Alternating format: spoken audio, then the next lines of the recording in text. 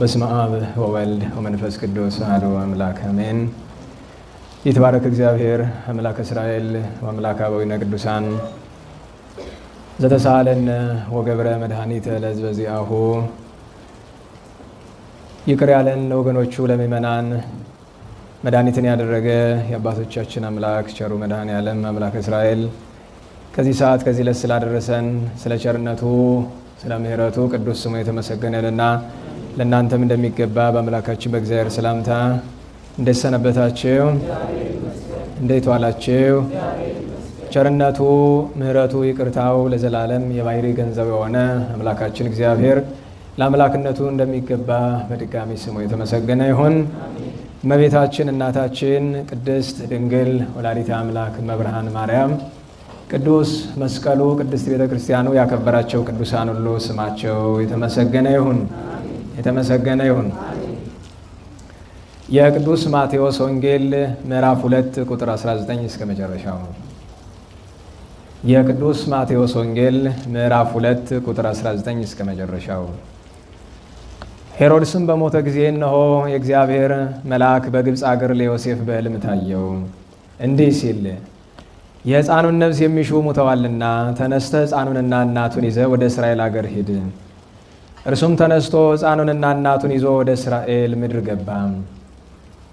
አርኬላዎስም በአባቱ በሄሮድስ ፋንታ በይሁዳ እንደነገሰ በሰማ ጊዜ ወደዚያ ለመሄድ ፈራ።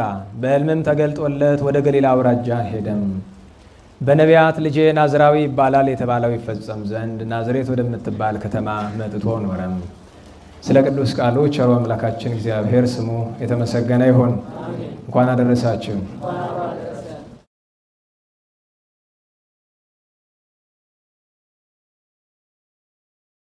ግን የትምህርታችን ርዕስም የሆነው ገድለ ቅዱስ ዮሴፍ አረጋዊ ነው የሚሆነው። የአረጋዊ የቅዱስ ዮሴፍ ገድል ዛሬ መጽሐፈ ገድሉን ይዤው ልመጣ ነበረ፣ ግን ከብዛቱ የተነሳ አንብበን የምንዘልቀው ነገር ስላልሆነ ጥቂት መጠነኛ ከገድሉ እያወሳን ለእኛ ጸጋ በረከት እንዲሆነን ተርከን ትምህርቱን ተምረን በተረፈን ጊዜ ሌሎች ኃይለ ቃላትን እንጨምራለን።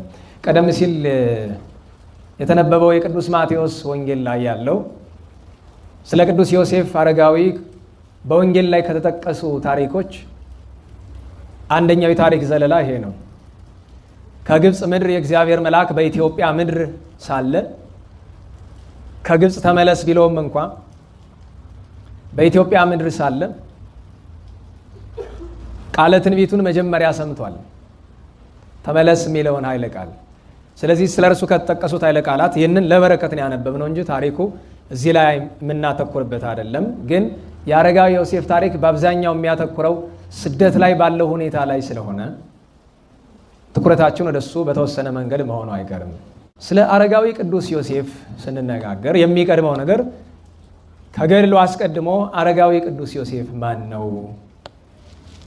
ይሄ ቅዱስ ሰው ማን ነው?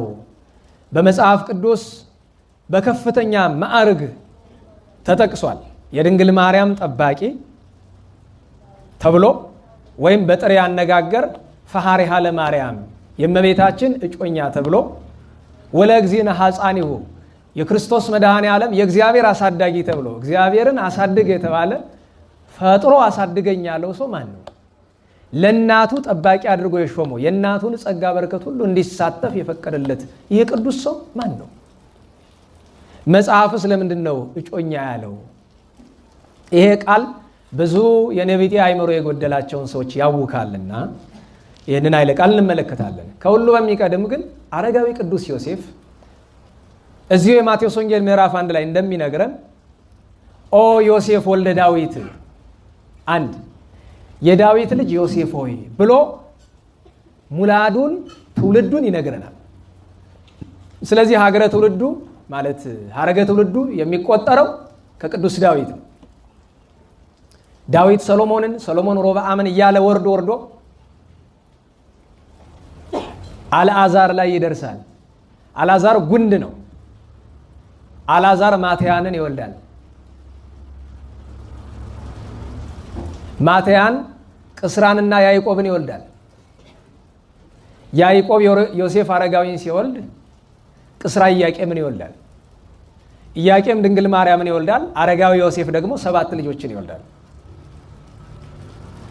ምን አላችሁ? ሐረገ ትውልዱን ከዳዊት ወገን እንደሆነ በዚያም በቅዱስ ሉቃስ ወንጌል እመቤታችን መውለዷን በድንግልና መውለዷን ሲነግረን ምዕራፍ 2 ቁጥር 1 ጀምሮ ሊቆጠሩ ሄደው ነው አይደለም? ቸሩ መድኃኔዓለም የተወለደው ሊቆጠሩ ሄዱበት አካባቢ ማን ነው የሚባለው? ቤተልሔም ዘይሁዳ አይደለም? ቤተልሔም ነው። ወደ ቤተልሔም የሄደው ቤተልሔም የማን ርስት ናት? የቅዱስ ዳዊት። ደሴ ማርያም ስትደግሙ ምንድን ነው የምትሉት? ዳዊት ዘነግሠ ለእስራኤል አመ ይትነስኡ ምን አንድም አመ ተንስኡ ላዕሌሁ እልዋን ፈተወ ይስተይ ማየ የት ማዘቅተ ቤተልሔም። ለምን ቢሉ ቤተልሔም ማለት ቅዱስ ዳዊት ተወልዶ ያደገባት ስፍራ ስለሆነች፣ ሀገረ እሴይ ስለሆነች እና የዚህ ቅዱስ ሰው ሀገረ ሙላዱ ናዝሬት ነው። የተወለደ በናዝሬት ነው። ያደገ የኖረም በናዝሬት ነው። አረጋዊ ቅዱስ ዮሴፍ ትውልዱ ከዳዊት ወገን ነው፣ ከቅዱስ ዳዊት ወገን ነው። ስለ ቀዳማዊ ሕይወቱ መጻሕፍት 2 ነገር ይናገራሉ። አንደኛ በጣም ደግ ሰው ነበረ፣ እስካረጀበት ድረስ እመቤታችን ድንግል ማርያምን እንዲጠብቅ አደርነት ሲቀበል በጣም ሽማግሌ ነው። 83 ዓመቱ አካባቢ ነበር። እንግዲህ ገድለ ቅዱስ ዮሴፍ እንደሚናገረው 83 ዓመት። የ83 ዓመት ሰው እንደምታውቁት በምርኩዝ ነው የሚሄደው፣ በትር እየተመረኮዘ የሚሄድ ነው። እስከዚያ ዘመኑ ድረስ ሚስት አግብቶ 7 ልጅ ወልዶ 4 ወንድ 3 ሴቶች ወልዶ እነርሱን በስርዓት አሳድጎ ኋላም በስተርጅና ልጅ የወለደችለት ሚስቱ ሞታበት ብቻውን የሚኖር ሰው ነበረ። ነገር ካነሳው ሚስቱ ማናት ቢሉ በስም ማርያም ትባላለች። ይቺውም የድንግል ማርያም አክስት ናት። እንዴት ነው ቢሉ የእመቤታችን ሐረገ ትውልድ ሲቆጠር ከዳዊትም ከአሮንም ይቆጠራል። ከአሮን የተቆጠረው በልደቷ ቀን እንደሚተረከው ቴክታና በጥሪቃ የሚባሉ መልካም ባልና ሚስት ነበሩ አይደል? አዎ በሉ እንጂ። መልካም ባልና ሚስት ነበሩ የሚዋደዱ። እግዚአብሔር ልጅ ነሳቸው፣ ኋላ ግን ሰጣቸው። ሄሜን አሏት። እሷ ዴርዴን ወለደች። ዴርዴ ቶናህን ወለደች። ቶና ሲካርን ወለደች። ሲካር ሄርሜላ የምትባል ልጅ ወለደች። ሄርሜላ አይደለም ሄርሜላ። ማን ያልኩኝ? አላልቶ ነው። ሄርሜላ ነው። ሄርሜላን ወለደች። ሄርሜላ ማጣት የሚባል ደግ ሰው አገባች። ከሱ 3 ሴቶችን ወለደች። የመጀመሪያዋ ታላቂቱ ማርያም ትባላለች። ይቺውም የአረጋዊ ዮሴፍ ሚስት ናት። ገብቷችኋል? የመጀመሪያዋ የሄርሜላና የማጣት ልጅ ማርያም ትባላለች። ሁለተኛዋ ሶፊያ ትባላለች። ሶስተኛዋ ሐና ትባላለች። ሐና የማን እናት ናት?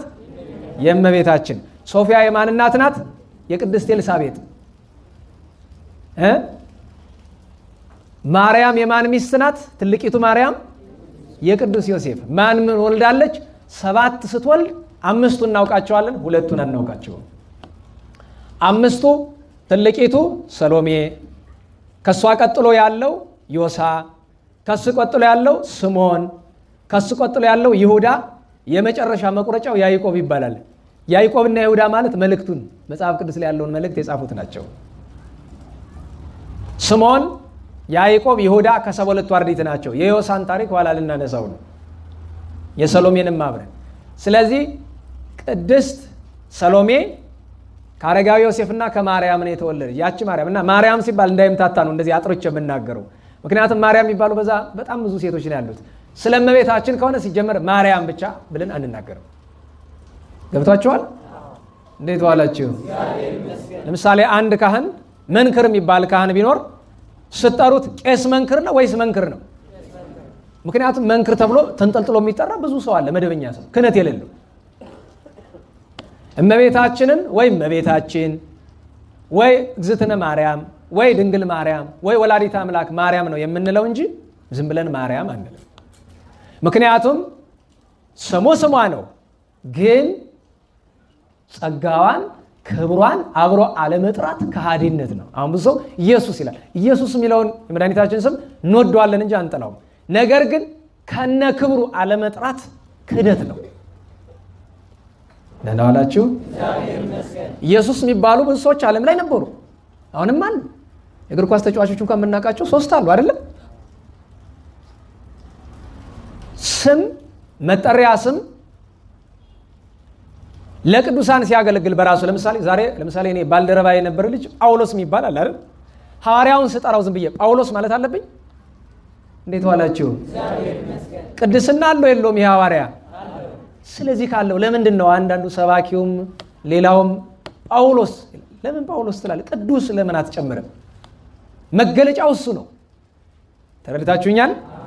ጌታችንን ኢየሱስ ክርስቶስ፣ እመቤታችንን ድንግል ማርያም፣ ቅዱሳንን ቅዱስ አባ እያለን እየጨመርን መሆን ስላለበት፣ ስለዚህ የአረጋዊ ሚስት ማርያም ትባላለች። የዘብዴዎስ ሚስትም ማርያም ነው የምትባለው። የአርስጦቦሎስ ሚስትም ማርያም ነው የምትባለው። ስለዚህ ከ7 በላይ በዚህ ስም የሚጠሩ እናቶች ስላሉ እንለይ። ለሁሉም የአረጋዊ ዮሴፍ ሚስቱ ማርያም ትባላለች። የድንግል ማርያም አክስት ናት። የእግዝእትነ ማርያም አክስት ናት። እርሷን አግብቶ በኦሪቱ በነቢያቱ ትእዛዝ አስራቱን እያወጣ በኩራቱን እያወጣ ቀዳሚያቱን እያወጣ ምጽዋት እየሰጠ እግዚአብሔርን እያመለከ የሚኖር ደግ ሰው ነበር። ሰምታችሁኛል? አስራቱን በኩራቱን ቀዳሚያቱን ምጽዋቱን ያወጣል። ስርዓተ ኦሪቱን ይጠብቃል። በዓላቱን ያከብራል። አጽዋማቱን ይጠነቅቃል። እንዲህ ያደረገ የሚኖር ሰው ነው። ሚስቱ ሞተችበት፣ ከ7 ልጆቹ ጋር ቀረ። ነገር ግን መጽሐፍ እንዲህ ይላል፣ አረጋዊ ዮሴፍ የእግዚአብሔር አሳዳጊ፣ እግዚአብሔር ሰው በሆነበት ወራት አሳዳጊው ለመባል የእግዝእትነ ማርያም ጠባቂ ለመሆን ያስመረጠው ምክንያቱ ምንድን ነው ትለኝ እንደሆነ የእግዚአብሔር ቸርነት ነው እንጂ ማንም ሰው በገድሉ ብዛት ይህን ማግኘት አይችልም። ሰምታችሁኛል? ቅዱስ ሰው ነው፣ ደግ ሰው ነው። ነገር ግን ለእግዚአብሔር ሰው በሆነበት ወራት አሳዳጊ ለመባል በቂ ገድል እንኳን በብሉይ በአዲስም አይገኝም፣ ፈጽሞ አይገኝም። ስለዚህ ከደግነቱ ላይ የእግዚአብሔር ቸርነት ተጨምሮ ነው የተመረጠ። ታዲያ ታሪኩስ ጥንቱስ እንደምን ነው ቢሉ እግዝእትነ ማርያም ድንግል ወላዲተ አምላክ በዚያ ወራት ከኢያቄም ወሐና ተጸንሳ ተወለደች። በ3 ዓመቷ ለቤተ መቅደስ ሰጧት። 12 ዓመት በቤተ መቅደስ ስብሐተ እግዚአብሔር እያደረሰች እንደ ደናግል ወርቅ ሜላት እየፈተለች መላእክት እያረጋጓት ህብስት ሰማያዊ ጽዋ ሰማያዊ እየመገቧት ኖራለች። ይህም ሊታወቅ ደራሲው አባ ሕርያቆስ ኦ ድንግል አኮ በፍትወተ ደነስ ዘተጸነስኪ፣ እመቤታችን ሆይ በፈቃደ ስጋ በፍትወተ ስጋ የተጸነስሽ አይደለሽም። አላ በሩካቤ ዘበህግ ማናው ኢያቄም ተወለድኪ፣ ብዙ ተባዙ ባለው በእግዚአብሔር ስርዓት ከሐና ከኢያቄም ተወለድሽ እንጂ። ኦ ድንግል አኮ በተላህዮ ዘልህቂ ከመ አዋልደ ዕብራውያን እለ ያገዝፋ ክሳዱን፣ አንገታቸውን እንደሚያስረዝሙ እንደሚያቀጥኑ፣ አንድም አንገታቸውን እንደሚያደነድኑ እንደ ዕብራውያን ሴቶች ልማድ በሳቅ በጨዋታ ያደግሽ አይደለሽም። አላ በቅድስና ወበንጽሕ ውስተ ቤተ መቅደስ ነበርኪ፣ ድንግልናን ንጽህናን ቅድስናን ገንዘብ አድርገሽ በቤተ መቅደስ ኖርሽ እንጂ። ኦ ድንግል አኮ ህብስተ ምድራዊ ዘተሴሰይኪ፣ እመቤታችን ምድራዊ እንጀራ የተመገብሽ አይደለሽም። አላ ህብስተ ሰማያዊ እምሰማየ ሰማያ ዘበሰለ፣ ከሰማያት ባለ ሰማይ በጥበብ እግዚአብሔር የተዘጋጀ ሰማያዊ ህብስትን ተመገብሽ እንጂ። ኦ ድንግል አኮ ስቴ ምድራዊ ዘሰተይኪ፣ ድንግል ሆይ ምድራዊ መጠጥ የጠጣሽ አይደለሽም።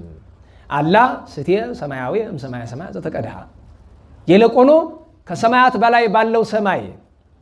ከሰማያት በላይ ምን ሰማይ አለ ቢሉ ከስድስቱ ሰማይ በላይ ጽርሐ አርያም ስላለ፣ አንድም ከሰማያት በላይ ያለው ሰማይ እግዚአብሔር ራሱ ነው። የዚህች ዓለም ሰማያዊ ማን ነው? እግዚአብሔር። መሰረቷ ማን ነው? እግዚአብሔር። ይጸውር ድደ ወይ ነብር ጠፈረ እንዲሉት ሰለስቱ ምዕት መሰረቱን እሱ ነው የሚሸከመው። ጠፈሩ ላይ የሚቀመጥም እሱ ነው። ስለዚህ ከሰማያት በላይ ያለ እግዚአብሔር በኪነ ጥበቡ ያዘጋጀውን ሰማያዊ ጽዋ ጠጣሽ እንጂ። ኦ ድንግል አኮ ዘተአምሪ ርስሓተ ከማንስት እለም ቅድሜኪ ወእምድሬኪ ከአንቺ በፊት እንደነበሩ ከአንቺም በኋላ እንደሚመጡ ሴቶች ልማደ አንስት የምታውቂ አይደለሽም። አላ በቅድስና ወበንጽሕ ስርጉት አንቲ በቅድስና በንጽህና በድንግልና የጌጥሽ ነሽ እንጂ።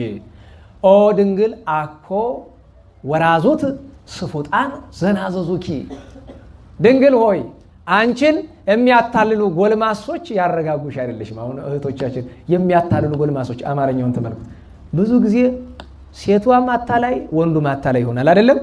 ሴቷ በምንድን ነው የምታታልል? በመልኳ ምናምን ትሁን ትቀባብውና እንደ ድሮ አማርኛ ልናገር ቀጭ እያለች በየመንገዱ ስቴጂ ወንዱ አይቶ አይኑ ብልቅጥ ይላል፣ አፉን ይከፍታል። ምን ይባላል? በዝሙት ጦር ተነደፈ ይባላል። ይሄ አታልልሽው ማለት ይሄ። ወንዱሳ በምንድን ነው የሚያታልል? በገንዘቡና በምላሱ። በምላሱ እንዴት ብሎ ስታምሪ፣ ቁንጅናሽ፣ ተረከዝሽ ምናምን ተሽ እያለ የሌለሽን ነገር ሁሉ እያመጣ ወይ ያለሽን ነገር እያጋነነ ከዛ ደግሞ ምንድን ነው የሚባለው? አመዱን ትላላችሁ ያራዳ ልጆች አይደለ? መሽረጥ እያደረገ ይጋብዝሻል። ያኔ ትታለያለሽ። ለዚያ ነው ወራዙት ስፉጣን አላቸው፣ የሚያታልሉ ጎልማሶች። አላ መላእክተ ሰማይ ሐወጹኪ አንቺን የሚጎበኙሽ የሚያረጋጉሽ የነበሩ የሰማይ መላእክት ናቸው። በከመ ተብህለ ካህናት ወሊቃነ ካህናት ወደሱኪ ካህናት እነ ስምዖን ሊቃና ካህናት እነ ዘካርያስ አመሰገኑሽ እንጂ አለ። መጨረሻዋ ምንድናት? ኦ ድንግል አኮ ለዮሴፍ ዘተፍርኪ ለተቃረቦ ድንግል ወይ ለዮሴፍ ታጨሽ የምንልሽ እንደ ወንድና እንደ ሴት ልማድ ለመቀራረብ አይደለም። አላ ከመይቀብኪ ንጹሐ በንጽህናው ነው እንዲጠብቅሽ ነው እንጂ እስመ ከማው ሆነ እርሱ ቅሉ እንደዚህ ሆነ። ወሶበሬ ንጽህናኪ ለሉ እግዚአብሔር አብ ይህንን ንጽህናሽን ባየ ጊዜ ፈነወ ሀቤኪ መልአኮ ብርሃናዊ ዘስሙ ገብርኤል ወደ አንቺ ዘንድ የጨለማ አይደለ የብርሃን መልአክ ተርታ አይደለ የመላእክት አለቃ ስሙም አይታወቅ አይደለ ስሙም የሚታወቅ ምርጥ መልአክ ገብርኤልን ወደ አንቺ ላከ። ወይ ቤለኪ መንፈስ ቅዱስ ይመስል አይለኪ ዋይለሉ ይጸልለኪ መድኃኔዓለም ይማረን። አሜን። እያደመጣችሁ ነው? አዎ። መልካም። ህሊናችሁ ጉባኤ ላይ ስትሆኑ ሐሳብ ይሰርቃል አይደለም? አንዳንዴ አስተማሪም ይሰረቃል። እያስተማሩ አውቆ ጠላት ሐሳብ አምጥቶ ሽው ያደርገዋል። ያን ጊዜ ምን ማድረግ ነው? ማማተብ ስራዬ ኃጢአቴ ማለት። መድኃኔዓለም ይቅር ይበለን። ለምን መሰላችሁ እንደዚህ የሚሆን? ሰይጣን ኃይለኛ ስለሆነ አይደለም፣ እኛ ደካማ ስለሆነን ጭምር ነው።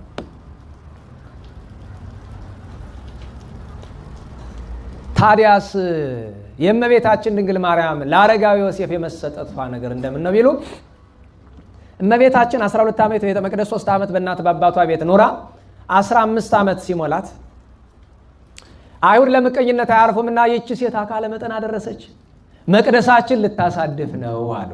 አይ አለ ዘካርያስ እንደምትሏት አይደለችም ብሎ ሲል እሷ እንኳ ባታሳድፍብን ላቲ ስባት እሷን ያለ ጎልማሳ ቤተ መቅደስ ያረክስብናል አሉ። እንግዲህ ካላችሁ ምን አደርጋለሁ ብሎ ዘካርያስ አረጋዊው ካህን ቀረበና ልጄ እንደምን ተሆኝ እንዲህ ያሉሽ ነው ስለዚህ እንዴት ይሁን ጎልማሳ እንፈልግ ለትዳር የሚሆን እንደዚህ ያለ መረዳት እኮ ወይስ እርግማን አለ በኦሪቱ አንዲት ሴት አላገባም ካለች ከቤተ መቅደስ ከዛ ከአገልግሎት ስፍራ ከዚህ እንዳታርፊ ተብሎ ስርዓት ይሰራባታል። እርግማኑን እናኑርብሽ ወይስ እመቤታችን ንጽህናን ታውቃለች። መላእክት እየመጡ እህታችንን ነዋት እያሉ ሲያወሩ ትሰማለች። አንድ ቀን ግን ወደ ህሊናው አታስገባውም። እኔ እንዲህ ነኝ አታስበውም። ለዛ ነው እመቤታችን ድንግል ማርያም ትንቢተ ኢሳይያስን ከዕቃ ቤት አወጥታ ስታነብ ድንግል በድንግልና ጸንሳለች የሚለውን የዓለምን የመዳን የቅዱስ ኢሳይያስን ትንቢት ስትመለከት ከልቧ ነው ጌታዬ የእስራኤል አምላክ የአባቶች አምላክ ከዚህች ሴትስ ከዘመኗ ብታደርሰኝ ስለት እኮ ነው ከዘመኗ ብታደርሰኝ ልጇን አዝዬ አቀበቱን ወጥቼ ቁልቁለቱን ወርጄ ውሃ ቀድቼ እንጨት ሰብሬ ባገለገልኳት ብላ ፍጹም ልመና ምኞት ተመኘች። ለዚያ ነው በአማን ነጸረ እግዚአብሔር አብ እምሰማይ ምስራቀ ወምዕራበ ሰሜነ ወደቡበ ወውስተ ኩሉ አጽናፍ አስተንፈሰ ወአጼነወ ወኢረከበ ዘከማኪ ወሰመረ መዓዛ ያዚአኪ ወፈነወ ሀቤኪ ወልዶ ዘያፈቅር የሚለው አባ ሕርያቆስ። ምስራቁን ተመለከተ፣ ምዕራቡንም ሰሜኑንም ደቡቡንም በዓለም ላይ ለእርሱ የሚሆን መዓዛ እንዳለ አሻተተ። ነገር ግን ከአንቺ በቀር ሌላ ለዚህ የተገባ ፍጥረት ሊያገኝ አልቻለም። ስለዚህ አንድያ ተወዳጅ ልጁን ላከ ይላል። እና እመቤታችን ምን አለችው? እያወቀች እውነቱን አባቴ ወይ እኔ ምን አውቃለሁ፣ አንተ ደግ ሰው ነህ፣ ከእግዚአብሔር ጠይቅና እግዚአብሔር ያለህን አድርግብኝ አለችው። መልካም ተናገርሽ የኔ ልጅ ብሎ ሱባኤ ገባ። ሲጸልይ ቢያድር የእግዚአብሔር መልአክ መጣና ሚካኤል የሚሉ ገብርኤል ከነገደ ይሁዳ ከዳዊት ወገን ሚስታቸው የሞቱባቸውን ወንዶች በትራቸውን ሰብስብና ስትጸልይበት እደር፣ ሲነጋ ምልክት እገልጥልሃለሁ አለው። እሺ አለና ከነገደ ይሁዳ ሚስቶቻቸው የሞቱባቸው በትራቸውን አምጡ ቢል 1985 ለ2015 ብቻ የሞደለው ሰው ተገኘ። ከነገደ ይሁዳ ብቻ ሚስት የሞተበት።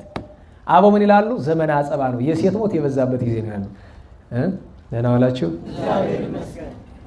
እንትን አለው እኮ ሞት ሲመጣ አይታችሁ ከሆነ አንዳንድ ጊዜ በሴት ይበዛል። ለምሳሌ በጋዜጠኛ ጀመረ፣ ጋዜጠኛውን ይጠርገዋል አይደለም? አዎ በሉ እንጂ ይጠርገዋል። አይዟችሁ ለቀቅ ያለው። በዘፋኝ የመጣ እንደሆነ ዘፋኙን ይጠርገዋል አይደለም? አንዳንዴ በሰባኪ መጥቶ ያውቅ ይሆን? ይጠርገዋል። ማንኛ ለሱስ ይጠረጋል። ለምንድን ነው ሞት ተመሳሳዩን የሚወስድ ትለኝ እንደሆነ ሰው እንዲጸጸት እና እንዲደነግጥ ነው። ምክንያቱም መዛማዶ ሲሞት እኔ ሞታለሁ አይመስለውም። ሰው ሞትን የሚፈራት መቼ ነው? እሱን የሚመስል ሰው የሞተ ጊዜ። ለምሳሌ አሁን ጎረቤት ሱዳን መፈንቅለ መንግስት ተደረገ፣ ኩዴታ ተደረገ እንበል አይደለም? ኬንያ፣ ጅቡቲ፣ ኢትዮጵያ፣ ኤርትራ ቤተ መንግስቱ ጥበቃው ይጠብቃል አይጠብቅም? ግን መፈንቅለ መንግስቱ ኢሲያ ውስጥ ቢደረግሳ ብዙም አይመስልም። ለዛ ነው ሞት ተራተራውን የሚመጣ። አንዳንድ ጊዜ ሴቶች አልቀው ነበረ፣ ዛሬ ደግሞ ሴት በዝቷል። ያብዛችሁ መድኃኒዓለም አይዟችሁ። ከዓለም ቁጥር ያው ትበልጣል፣ እናንተ ትበዛላችሁ። እንዴት እንደሆነ መድኃኒዓለም ይመረምረው። በዛ ብላችኋል። ልቢቱ ጠፍታባችሁ ነው እንጂ ሴት እና የተማረ ሰው በዓለም ሲበዛ ጥሩ ነው። ችግሩ ልብ የሌለው ሴትና ልብ የሌለው የተማረ ሰው ጥፋት ናቸው ለዓለም። የእውነቴን ነው። የዓለም መድኃኒት ሴትና ሊቅ ናቸው። ሁለቱ አያያዙን ካላወቁበት ደግሞ ዓለም ያጠፋሉ። ለዚያ አይደለ የዚያ የንጉሱን የፍልስፍና ጥያቄ ታስታውሱ የለ? ከንጉስ ከወይን ጠጅና ከሴት ማን ይረታል ብሎ ጠየቀ። አንዱ ወይን ይረታል አለ። ማንም ሰው ጀግና ነኝ ቢል ጠጥቶ ከሰከረ በኋላ ወይን ይረታዋል። አንዱ አየለም ንጉስ ያሸንፋል። ለምን? ሁሉ በእጁ ነው፣ ሁሉ በደጅ ነው፣ የፈለገውን ይቀጣል፣ የፈለገውን ያድናል ብሎ አለ። አንዱ አየለም ሴት ታሸንፋለች አለ። እንዴት ቢሉ ከወይን ንጉስ ይበልጣል። ንጉስን ደግሞ 1000 ጊዜ ቢሆን ሴት መታ ድስስ ስታደርገው ዘጭ ነው የሚል የለም። እሱ ብቻ አይደለም። ለምሳሌ ሴት ልጅ ታጠፋና በላይ ሆና ታኮርፋለች። እሷን ለማታለል ንጉሱ የግድ ይረታል። ለምን? ለወንድ ልጅ ደካማ። አንድ መልካም ጓደኛ አለኝና ወንድ ልጅ በተለይ ክህነት ያለው ሰው ይላል ልታገቡ ስትሉ ሚስታችሁ የዘላለም ደካማ ጎናችሁ እንደምትሆን እወቁና ስትመጡ ተጠንቀቁ ይላል። የፈለክ ያክል ገድለኛ ጠንቃቃ ብትሆን ሚስትህ ደካማ ከሆነች እድሜ ልክን ስትደማ ነው የምትኖረው፣ የፈለኩን ጎበዝ ብትሆን። ሴት ልጅ ግን የወንድ ቀዳዳ ብዙ አይጎዳትም። ምክንያቱም ቤቱ በሷ እጅ ነው ያለው። ጸላይ ስናተ ቤት እንዳይገባ ማድረግ ትችላለች። በዚህ መካከል ግን ዘሩባቤል ተነሳና አይ ከወይን ጠጅ ንጉስ ከንጉስ ሴት ታሸንፋለች፣ ሁሉንም ግን የእግዚአብሔር እውነት ያሸንፈዋል ብሎ ዘሩባቤል አሸንፏል። የእግዚአብሔር እውነት ሁሉንም ያሸንፋል። ለሁሉም በትራቸውን ሰብስበው አመጡ። ሲጸልይ አደረ። እነሱን መለሳቸው። በጧት ነው አለ። በጧት በትሩን ሲያወጣ 1985 በትር የአረጋዊ ቅዱስ ዮሴፍ በትር ለምልማ ተገኘች። ይሄውስ ምንድነው ቢሉ እንደ አሮን በትር ነው። የአረጋዊ ዮሴፍ ደረቋ በትር ለምልማ የተገኘችው ተወጽ በትር እምስሮ እሰይ ወያአርግ ጽጌ ምንሃ የተባለላት ድንግል ማርያም ያቺ በትር አልተተከለችም፣ ውሃም አልጠጣችም፣ ግን አፍርታ ተገኘች። የድንግል ማርያም ምሳሌ ናት። ስለዚህ አረጋዊ ዮሴፍ የሚቀበላት ድንግል ማርያም የወንድ ዘር ምክንያት ሳይሆናት አምላክን በድንግልና ጸንሳ በድንግልና እንደምትወልድ ሲናገር ነው መንፈስ ቅዱስ ምልክቱን በዛ የገለጠ። አንድ በሱ ብቻ አልገለጠም፣ ግን በትሩ ላይ በትር ከላይ መያዣ አለው አይደል? እንደዚህ የምታዩት መያዣው ላይ ኦ ዮሴፍ ወልደ ዳዊት እቀባ ለማርያም ፍርትከ፣ የዳዊት የርሩ ሰው ልጅ ዮሴፍ እጮኛ የተባለች ማርያምን ጠብቃት የሚል ጽሑፍ ተገኘ። ሊቀበል ቀረብ ቢል በራሱ ላይ ነጭ ርግብ 3 ጊዜ ዙራ አናቱ ላይ ተቀምጣ ተሰወረች። በዚህ ጊዜ የእስራኤል አረጋውያን ካህናቱ ሁሉ አደነቁ። በዚያም ቢል በዚህ እግዚአብሔር ላንተ ነው የፈቀደና የችን ብላቴና ተቀበልና ውሰድ አለው ዘካርያስ ካህኑ። ዮሴፍ አረጋዊ ይሻላል። ጌታዬ አለው። አቤት። እኔ እንደምታየኝ 83 ዓመቴ ነው። ሰውነቴ ደክሟል። 7 ልጆች ማሳደግም ጭንቅ ሆኖብኛል። ስለዚህ ተጨማሪ ልጅ ይከብደኛል። ብዙ አጋዥ የለኝም፣ እባክህን። ልጆቹ ደግሞ አብዛኞቹ እድሜያቸው አነስ አነስ ያሉ ናቸው። ስለዚህ እባክህን አለው። ዘካርያስ ምስጢሩን አውቃል። አይዞ ለአንተ ክብር ጸጋ ዋጋ የምትሆንናት እንጂ ከአንተ የምትበላውም የላት የምትጠጣውም የላት። ምክንያቱም በቤተ መቅደሱና ዘካርያስ በ3 ዓመቱ ኢያቄምና ሊያስገባት ሲሉ ቅዱስ ፋኑኤል መጣ። አይደለም አልመጣም እንዴ? መጥቶ ሰማያዊ ረቂቅ መሶበ ወርቅ ይዞ ረቦ ደመና ላይ ታየ። ዘካርያስ ምንድን ያለ የዋህ አይደለም? ዛሬስ እግዚአብሔር ክብሬን በገሃድ አመጣው ብሎ ሊቀበል ወይድ ብሎ ሰቀቀበት። ያን ህብስት የተመገበችው ማናት? እመቤታችን ድንግል ማርያም። ከዛ በኋላ 12 ዓመት የምትበላውን ነገር ያውቃል እሱ። ከዚያ ካልከኝማ እግዚአብሔር ጸጋውን ክብሩን በሷ ምክንያት ይስጠኝ ብሎ እመቤታችንን ተቀብሏል። ዘካርያስ ምን ወርታል? ከእግዚአብሔር አገኝተን እንደሰጠን ከእግዚአብሔር አገኝተን እስክንቀበል ጠብቅልን ብሎ ሰጠው። ስም ሲያወጣ ምን አለ? በዚያ ሰዓት ላይ እጮኛ የሚለው ስም የወጣ የዛን ጊዜ ነው። ለምንድን ነው እመቤታችን እጮኛ የተባለችው? አሁን ሌላ ምንም እውነት ሲታሰብ እንኳን የአምላክ እናት የጻድቃን የሰማዕታት እናት ላይ እንዲህ አይነት ነገር ጨርሶ አይታሰብም። የማይታሰብባቸው ምክንያቶች ለማወቅ የመጀመሪያው ትልቁ ነገር የአምላክ እናት ናት። የአምላክ እናት ናት። ወላዲተ አምላክ ናት። እንኳን ለሌላ ግብር አልኳቸው ባሪያዋ ለመሆኑ እንኳን ሲጀምር ነግሬያቸዋለሁ። ቅዱስ ዮሴፍ የሚመጥን አይደለም። በግልጽ ነው። ገድሉን ቅድስናውን ብንናገር ከመቤታችን አንጻር እያነጻጸርን አይደለም። ከሌሎቹ አንጻር ነው የምናደንቀው እንጂ ከመቤታችን አንጻር በዓለም ያሉ ቅዱሳን በሙሉ የረገጠችውን ትቢያ አያክሉም። ለምን? የእግዚአብሔር እናት ናት። ምክንያት ኃጢአት ያልተገኘባት ዘወትር በድንግልናና በንጽህና ብቻ የኖረች የምትኖር ዘላለማዊት ድንግል፣ ዘላለማዊት ንጽሕት፣ ዘላለማዊት ቡርክት፣ ከሴቶችም ከፍጥረቱም ሁሉ የተለየች ከመላእክት እንኳን በንጽህና የምትበልጥ ናት። ምንም ሀተታ ያስፈልገው። ነገር ግን አንድ እንድናውቀው የሚያስፈልገው ነበር። አንደኛ አረጋዊ ዮሴፍ አባቷ ነው። ደህና ዋላችሁ። አባቷ ነው። እርሷ 15 ዓመቷ ነው። እሱ 83 ዓመቱ ነው። ሁለተኛ ነገር የአንድ ቅድመ አያት ልጆች ናቸው። በስጋ እህትና ወንድም ናቸው። በእድሜ አባትና ልጅ ናቸው። ምክንያቱም ቅድም ነግሬያቸዋለሁ። አልዓዛር ማትያንን ይወልዳል።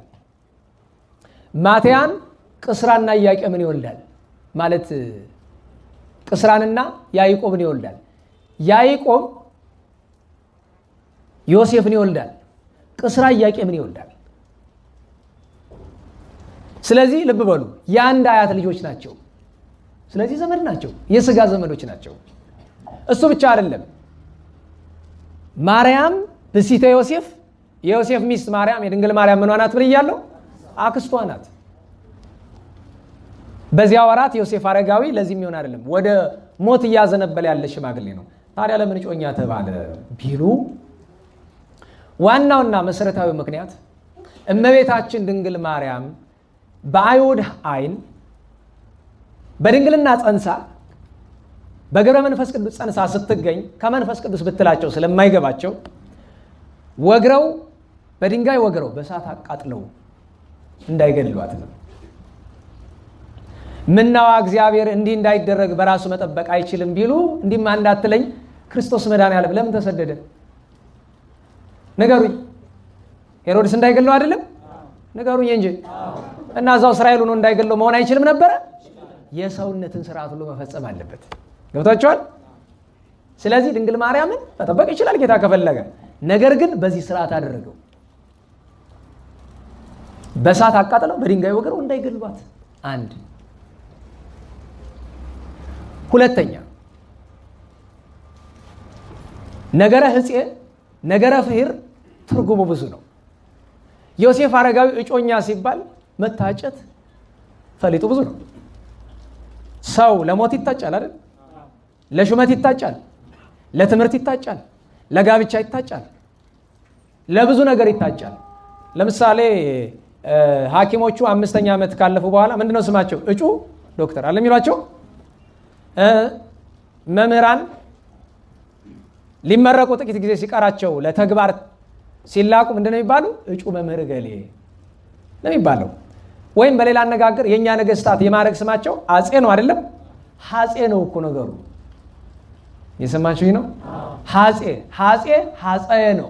አጭ ሐጼ ማለት እጩ ማለት ነው። ታዲያ ከነገሰ በኋላ ለምን እጩ ይባላል ቢሉ ዋናው ምስጢር እኮ መታጨቱ።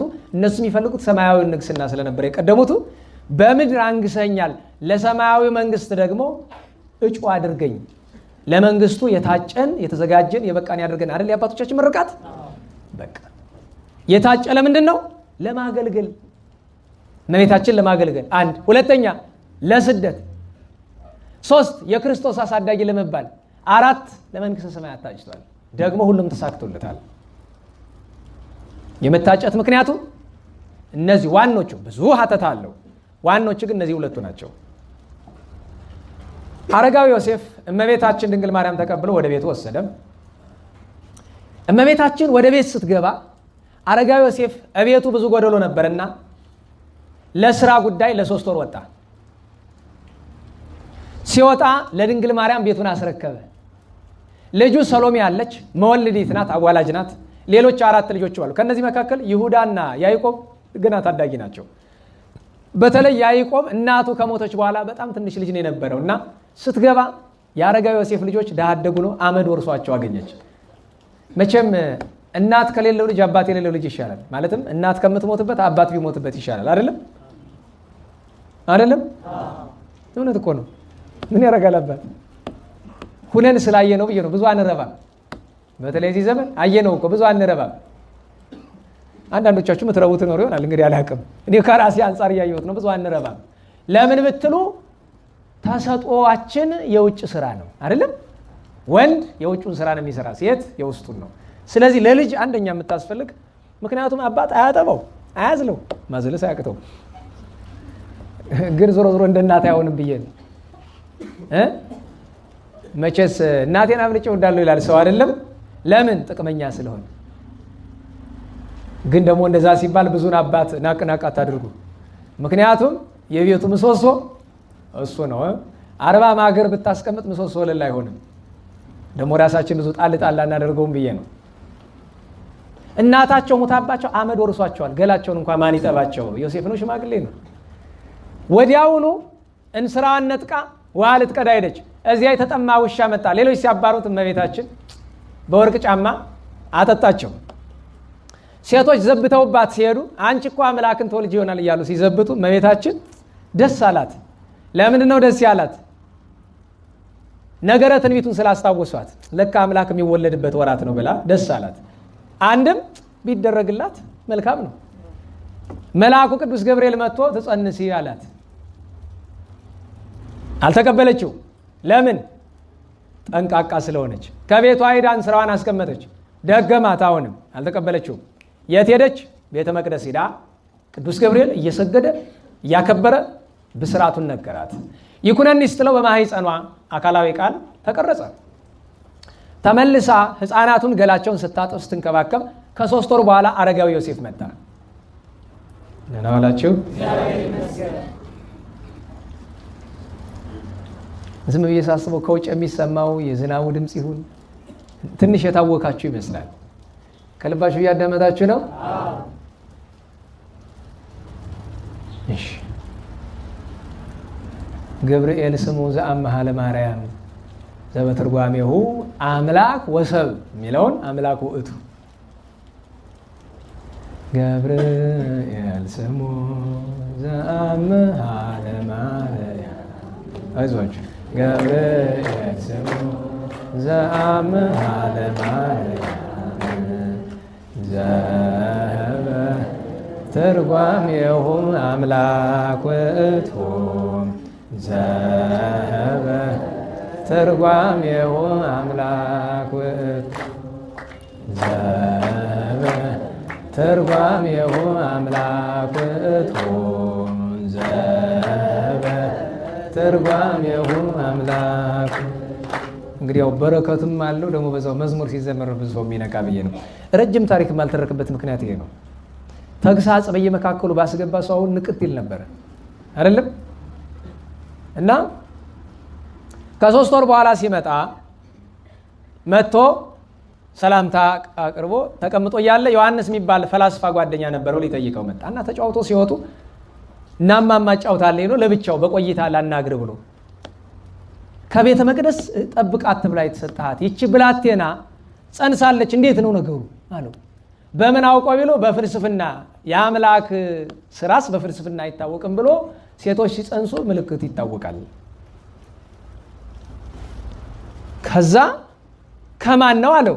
ኧረ ስንኳ በገቢር በነቢብ ስንኳ በነቢብ ባህልዋ አላውቅባትም፣ ፈጽማ የተለየች ፍጥረት እኮ ናት፣ እንዴት ሊሆን ይችላል አለው። ግባና መርምራት አለው። ገብቶ ኦለተ እስራኤል መኑ ቀረጻ አክናፈ ድንግልናኪ እማበ መኑ ጸነስኪ፣ የእስራኤል የዳዊት ልጅ ጸንሰሻል አላት።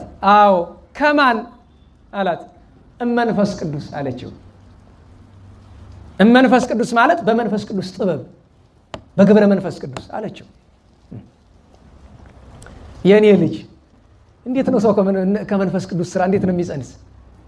ምክንያቱም እመቤታችን እኮ ለቅዱስ ገብርኤል ባለው ነበረ እማይቴ ረከብከ ዘከመ ዝብስራተ እንበለ ምትም ድንግል ጽንሰተ ወንበለ ዘር እምድር ትወተ። መሬት ካልዘሩባት ታበቅላለች፣ ሴት ከወንድ ጋር ካልተጋባች ትወልዳለች። እንዴት ብላ ነበር እመቤታችንም። መልአኩም ከመንፈስ ቅዱስ ብሏታል። ከመንፈስ ቅዱስ ስራ የተነሳ አስረዳቸው። ምንም ሊረዳው አልቻለም። ለምን? ከአረጋዊ ዮሴፍ ከጭንቅላቱ በላይ ነው። ኋላ ና ብላ አስከትላ ወጣችና ከረጅም ጊዜ ጀምሮ ቆርጦ ያስቀመጠው የደረቀ እንጨት አለ። ተከለችውና ጸለየችበት። ለመለመ፣ አበበ፣ አፈራ። ለውዝ ገውዝ በኩረ ለሚ አፈራ። ደነገጠ። አባቴ አለችው። አቤት። ይህንን ማን አደረገ አለችው። እግዚአብሔር አላት። ይህንንም እግዚአብሔር አደረገ። ለእግዚአብሔር የሚሳነው ነገር አለ አለችው። ኧረ ልጅ የለም አለ። ያን ጊዜ ቅዱስ ሄራቅሊስ ዘቁስጥንጥንያ ምን ይላል? ሰገደ ላቲ በገጹ፣ በግንባሩ ድፍት ብሎ ልጄ እኔ አንቺን ምስጢር መመርመር አይቻለኝም ብሎ ሰገደላት። ነገር ግን በጭንቅላቱ መዋግደ ሕሊና ይወጣል ይወርዳል። እንዴት ነው የሚሆን ብሎ በዚያ መካከል እመቤታችን ድንግል ማርያም 9 ወር ሲሞላት አውግስጦስ ቄሳር እያመፁ ስላስቸገሩት እስራኤላውያን ተቆጠሩ ብሎ አዋጅ አወጣ። ታዲያ ሁሉም የሚቆጠር በቤቱ ነው። ከነገደ ዮሴፍ የሆነ በዮሴፍ፣ የኤፍሬም በኤፍሬም፣ የምናሴ በምናሴ፣ የሮቤል፣ የስምዖን፣ የጋድ ሁሉም በየቤቱ ነው። ቅድም ብያቸዋለሁ። አረጋዊ ዮሴፍ ከማን ነው? ከነገደ ይሁዳ ከዳዊት ነው። ስለዚህ መቆጠር ያለበት የት ነው? ቤተልሔም። እግዚአብሔር ግን በኪነ ጥበቡ ትንቢቱን ምሳሌውን ሊፈጽም ነው። ወደዛ ሄደው የምትወልድበት ወራቷ ደረሰ። አስጠጉን ቢሉ ከእንግዳ ብዛት ቤት ሞልቶ አንድም የአካባቢው ሰው ልቡ የቀና አልነበረምና እምቢ አሏቸው። አንድ ሰው ራርቶ ግርግም አሳያቸው። የበሮች ማደሪያ፣ የእንስሳት ማደሪያ። ለጊዜው የሰው ክፋት ነው፣ ለፍጻሜው ግን ትንቢቱ ምሳሌ ሊፈጸም ነው። ምክንያቱም በግርግም ሲወለድ በማይከለ ክሌ እንስሳ ርኢኩከ። አባቶቻችን እንዲያውም ደራሲ ምን ይላል? መልክዓ ቅዱስ ዮሴፍን የደረሰው እንባቆም እናንተ አንድ ናችሁ፣ አንተ ግን ከእንባቆም በለጥክ። እንባቆም ነቢዩ እግዚኦ ሰማይኩ ድምፀከ ወፈራይኩ ርኢኩ ግብረከ ወአንከርኩ በማይከለ ክሌ እንስሳ ርኢኩከ አለ። አቤቱ ድምፅህን ሰማሁ ፈራው፣ ስራንም አየሁ አደነኩ፣ በሁለት እንስሳት መካከል አየሁ አለ። ያየ በመንፈሰ ትንቢት ነው። አረጋዊ ዮሴፍ ግን በአካል ነው ያየው። ከዚያም እመቤታችን ስትወልድ አብራ ልትቆጠር ሄደች። ማን አለች? ሰሎሜ አለች። አረጋዊ ዮሴፍ አስበው፣ ግርግም ነው ወራቱ፣ የብርድ ወራት ነው። ስለዚህ እዚያቸው ላይ እንደ ዳስ አይነት ነገር ሰራ። ግርግሟ ውስጥ ወደ ውስጥ ገባ ያለች ነገር አለች። ከዚያች ላይ ደግሞ ቆጽለ በለስ ነበረና እዚያ ላይ ያንን አደረገው። በነገራችሁ ላይ አረጋዊ ዮሴፍ ለእመቤታችን የሰራላት የምትወልድበት ቦታ ከበለስ ነው የተዘጋጀው። ምክንያቱም ጌታ በተወለደ ጊዜ እንደማናችንም ራቁቱን አይደለ ሕፃን ሲወለድ የተጠቀለለ መጀመሪያ በላዩ ላይ በለስ ነው። ለምን ምትሉ አዳምና ሔዋን ዕፀ በለስ በልተው ከገነት ሲባረሩ ሀፍረታቸውን የሸፈኑ በምን ነበረ? በበለስ ነበረ። ለዚህ ያለ ካሳ ሲል በቆጽለ በለስ ነው የተጋረደ። ድንግል ማርያም ልትወልድ ስትል አረጋዊ ዮሴፍ የሚያደርገው ጨንቆታል። አዋልዳለሁ ብሎ እንዳይቀርብም ፈርቷል። አንደኛ ወንድ ነው አይችልበትም። ከዚያ ልጁ ሰሎሜ መጣችና በይላ ዋልድሽ ብላ እጇን ቀንፋ የእመቤታችን ሆዷን ማይጸኗን ነካ ብታደርግ ሙልጭ ብሎ እሳት በላት። አረጋዊ ዮሴፍ ደነገጠ። ስትጮህ ስታለቅስ የእመቤታችን መንፈስ ቅዱስ ካልሆነ ማንም በማያውቀው ምስጢር ማኅተመ ድንግልና ሳይለወጥ ምጥ ሳይሰማት አምላክ ተወለደ። እመቤታችን ታቀፈችው፣ ሰሎሜ ታቀፈችው፣ ኋላም አረጋዊ ዮሴፍ ታቀፈው። የአረጋዊ ዮሴፍ ትልቁ ክብር የሆነው አምላኩን ፈጣሪውን ታቀፈ።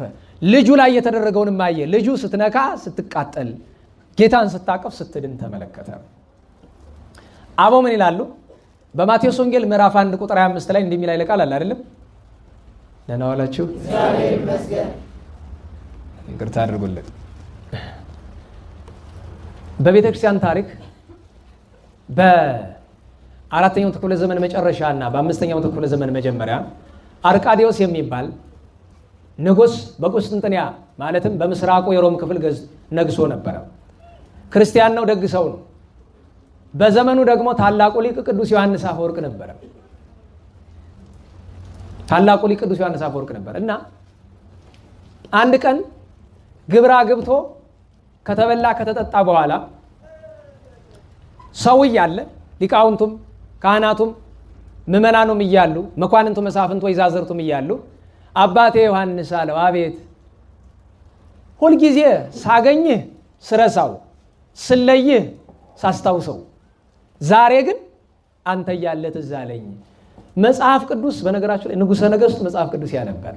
ይሄ እኮ በጣም ትልቅ ነገር ነው። ቅዱሳት መጻሕፍት ማንበብ፣ በተለይ መጽሐፍ ቅዱስ ማንበብ ትልቅ ማድረግ ነው። ቅዱሱ ታጥቆ የተናገረውን ነገር ተቀምጦ መናገር በጣም ከባድ ነው። ምንድን ነው ጠይቀኝ አለው።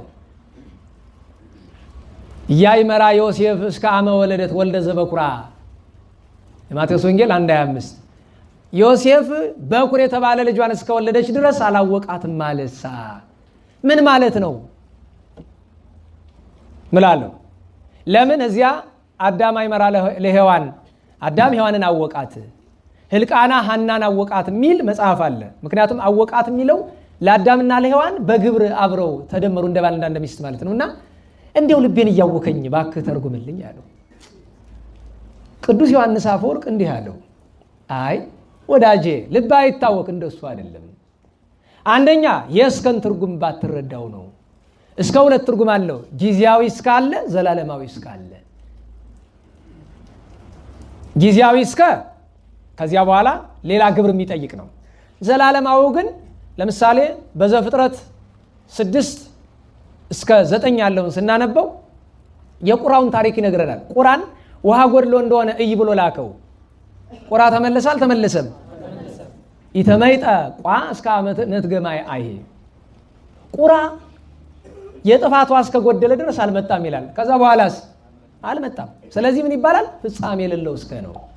ሁለተኛ በዜና መዋዕል ላይ ሜልኮል የዳዊት ሚስት ነበረች፣ የሳኦል ልጅ። ቅዱስ ዳዊት ለታቦተ ጽዮን ሲዘምር አይታ ናቀችው። እግዚአብሔር እሷን ናቃት። የእግዚአብሔርን ሰው ስትንቁ እግዚአብሔር ይንቃችኋል፣ ይንቀናል።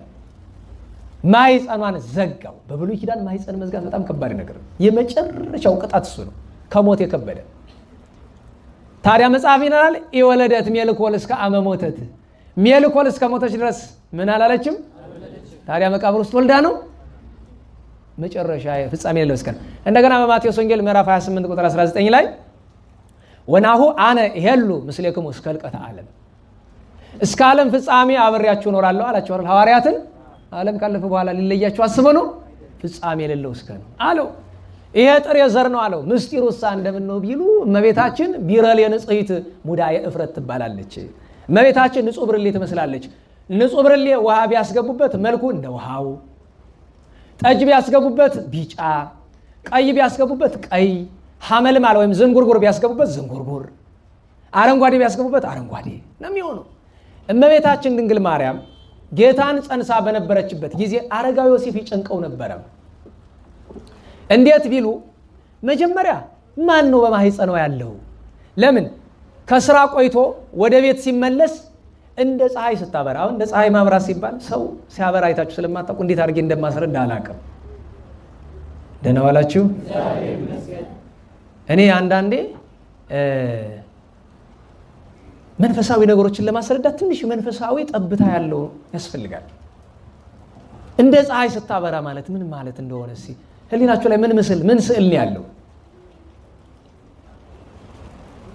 እኔ እንጃ። እንግዲህ እንዳልኳቸው አንድ ደግ ሰው አሉ በዚህ ዘመን እመቤታችን ጋር የሚጨዋወቱና ከስንት አንድ መጥተው ምጥ ይዛቸዋል ለመናገር። አንደኛ ያው ትትና ነው፣ ምክንያቱም እመቤታችን አናገረችኝ የሚለው ነገር በጣም ነው የሚጨንቃቸው። ሁለተኛውና በጣም የሚከብዳቸው ግን እንዲያውም ማለት ስለ ማክበር እንዳይናገሩኝ የሚጨንቋቸዋል። ግን ይናገሩ ምንድን ነው ስላቸው መልኳ ምን እንደሚመስል እንዴት አድርጌ ላስረዳ? ምክንያቱም አንተ የምታውቀው ምድራዊ መልክ ነው። ስለ ልብሷ ጌጥ፣ ስለ ብርሃኗ በምን ቋንቋ ልንገርህ? እውነታቸውን ይጨንቃል። በምንም አይንገሩ። ምክንያቱም ልረዳው የምችለው ነገር አይደለም። ዝም ብዬ እመቤታችንን ማክበር ይሻለኛል። ነገሩን መልእክቱን ይናገሩ፣ ግን መልኳ እንዲመስላል አይበሉኝ። ምክንያቱም እኔ በራሴ ቢነግሩኝ ራሱ አልወድም። ለምን ብትሉ በአይምሮ ያለው ስዕል ሌላ ስለሆነ የኔንም ያወርዱብኛል። ይቅርቦት የእሱንም መግለጥ ላይ ይችሉ። ለምን መሰላችሁ? አንዳንድ ገዳማት መሄድ አልሻም። አይምሮ ላይ ያለው ስዕልና አሁን ያለው አይመጣጠንም። ጠፍቶ ተበላሽቶ ብዙ ነገሩ ተቀይሯል። አሁን እኔ ጻድቃኔ ሄጄ አላውቅም። በቀርጸው ሲያሳዩኝ እንኳንም አልሄድኩኝ ያልኩኝ። በሄድ እኮ ጥቅሙ ክብሩ ለኔ ነው አይደለም? ግን በአይምሮ የማውቃት የጥንቷ በአፄ ዘርዓ ያዕቆብ የነበረችው ጻድቃኔ ማርያም ደብረ ምጥማቅ ሌላ ናት። አሁን ትልቅ ቤተክርስቲያን ሰርተው እሱማ የሰው አይነዳ ነው። ሌላ ብርሃናዊት የሆነች ደገኛ አለች። እሷን ነው የምናውቀኛ። ወሬ አበዛው አይደል? መድኃኒዓለም ይማረን። ለሁሉም እመቤታችን እንደ ፀሐይ ስታበራ አይቶት ደንግጦ ወጥቶ ይሄዳል። ተመልሶ ሲመጣ እንደነበረችው አንዳንድ ጊዜ እንደ እሳት እየተንቦገቦገች ያገኛታል እና ይጨንቀው ነበር። ምንድናት ይላል። ይሄ በማኅፀኗ ያለው እንደሚያረጋትስ ምንድነው? ስለዚህ ልክ እንደ ብርሌ ያን ሁሉ ነገር ለምሳሌ ቀይ ነገር አስገብተውበት ቆይቶ ያን ካስወጡት በኋላ ብርሌ ጥንተ መልኩን እንደሚይዝ እመቤታችንን በማኅፀኗ ያለው ወልደ አምላክ እግዚአብሔር ስብሐት ኢየሱስ ክርስቶስ በማኅፀኗ እያለ ህብረ መልኳን ይቀይረው ነበረ። ከወለደች በኋላ ግን በአንድ ህብረ መልክ አውቋታል። ህብረ መልኳን በአንድ ህብረ ሰው መሆኗን አወቀ። አንድ ሁለተኛ የአምላክ እናት መሆኗን አወቀ። ምክንያቱም መጀመሪያ እያይመራ ነው አይደል? አላወቃትም። ሰው መሆኗን ራሱ ይጠራጠር ነበረ። መጀመሪያ ሰው መሆኗን አወቀ። ድንግል ማርያም ሰው ናት። ደህና ዋላችሁ? የምናከብራት መጀመሪያ ሰውነቷን አውቀን ሰው ናት። ክብሯን ከዚያ በኋላ ነው የምንናገር። ሰው መሆኗን አወቀ። ሰው ብቻ አይደለም፣ ቀጥሎ ምን አወቀ? ወላዲተ አምላክ መሆኗን። በመጨረሻ ሶስተኛው ያወቀው ነገር ግን ምንድን ነው? በማኅፀኗ እንዲህ ህብረ መልኳን ሲቀይረው የነበረ ማን እንደሆነ አወቀ? እግዚአብሔር እንደሆነ አወቀ። ለዚሁም ምልክት የመላእክትን ምስጋና ተመለከተ፣ የኮከቡን አካሄድ ተመለከተ፣ የእረኞችን ምስጋና ተመለከተ፣ ሰብአ ሰገልን 5 ምልክቶችን አየ አረጋዊ ዮሴፍ። ስለዚህ ነገር ነው ብሎ አስረዳው። እንዲህ ብሎ ሲናገር ዮሐንስ አፈወርቅ ከግድግዳ ላይ ያለችው ስዕል ቀና ብላ በአማን አፈወርቅ ወአፈ በረከት ወአፈ እንቁ ወአፈ ጳዜዮን አንተ በእውነት ወርቅ አፍነህ ጳዜዮን አፍነህ የበረከት አፍነህ ብላ አስከትላ ምን አለችው? ቤተ ክርስቲያንን ባነጋገርህ አስጌጥካት እኔንም ደስ አሰኘኝ አለችው። እመቤታችን እንደዚህ የምትል ከስንት አንድ ነው። ቤተ ክርስቲያንን ባነጋገርህ አስጌጥካት። ዛሬስ ባነጋገሩ ቤተ ክርስቲያንን የሚያስጌጣለ? እናንተ ሲናገር አማርኛው ደስ ካለ እሱ አይደለም ጌጥ ማለት። ዮሐንስ አፈወርቅን አፉን አፍ አድርጎ የሚናገርበት መንፈስ ቅዱስ ነው እንጂ ዮሐንስ አፈወርቅ እኮ ካይምሮ አንቅቶት አይደለም። በዚህ ምክንያት ዮሐንስ ለዘላለም ማን ተብሎ ቀረ? አፈወርቅ ተብሎ ቀረ። አፈወርቅ ተባለ። ከዚያ በኋላ ተመለሱ። 2 ዓመት ቆዩ። ሰብአ ሰገል ሲሰግዱ አየ። ከዚህ ሁሉ ነገር በፊት ግን አንዲት ያልተረኳት ታሪክ አለች። የዓርብ ውዳሴ ማርያም ስትደግሙ ትጸር ላይ ማርያም ድንግል ትጸር ቤተ መቅደስ ወትብለያም እግዚአብሔር። አንድ ጊዜ እዚያው የማቴዎስ ወንጌል ምዕራፍ 21 ቁጥር 25 ላይ ስትመለከቱት ሊወጣ ፈለገና ዮሴፍ አረጋዊ ወደ አደባባይ ወድቀ ዮሴፍ ውስተ ጽኑ መዋግደ ህሊና ተጨነቀ። ትቻት በወጣ ምንድነው ያረገዘች ትታወቅ ከወገባ ትታጠቅ ይላሉ። ያረገውን አውቆ ትቷት ወጣ ብለው እሷንም እኔንም ስም ያጠፋሉ። ይዣት በወጣ በድንጋይ ወግረው በሳት አቃጥሎ ይገሉብኛል ብሎ በጭንቀት ሊሞት ደረሰ። መልአኩ ተገለጠለትና ኦ ዮሴፍ ወልደ ዳዊት የርሩ የዳዊት ልጅ ርሩ ዮሴፍ ኢትፍራ ነሲኦታ ለማርያም ፍርትከ ጮኛ የተባለች ጠብቃት የተባልካትን ድንግል ማርያምን ይዛት ትወጣ ዘንድ ተወስዳት ዘንድ አትፍራ ብሏል። ደስ ብሎ ይዟት ወጣ። ደስ ብሎት ይዟት ወጣ። ወጥተው በአደባባይ ሲደርሱ ቢያዋት ጽንሳለች። እንዴት ባላላት አሉት። ኧረ የላትም። እና ጽንስ ከምን መጣ? ከምን ይበላቸው? እንዴት ዋላችሁ? እግዚአብሔር ይመስገን። ከምን ይበላቸው? ለእርሱ ያልተረዳውን ከአቅሙ በላይ የሆነበትን ጭራሽ ለነሱ። ከዚያ በኋላ ምን አሉት? አይ ሕግ አለን። ልክ ከዚያ እንዳሉት አይሁድ ክፎች ወበከመ ሕግነ ርቱ ይሙት፣ በሕጋችን መሰረት ክርስቶስ ሊሞት ይገባል ብለው በመድኃኒታችን ለሞት እንደፈረዱት ሕግ አለን። ማየ ዘለፋ ትጠጣለን አሉት። ማየ ዘለፋ ማለት አንዲት ሴት ከትዳር ውጭ ጸንሳለች ብሎ ባሏ የጠረጠራት እንደሆነ ያመጧታል። በአደባባይ የሚደገመው ነገር ይደገማል፣ እርግማኑ ይነገራል። እሷ ደግሞ እኔ ካደረገችው አድርጌያለሁ ብላ ካለች ሌላ ጉዳይ ነው። ስትክድ የሚደረግ ነገር አላደረኩም ካለች ነው። ምን ያሏታል?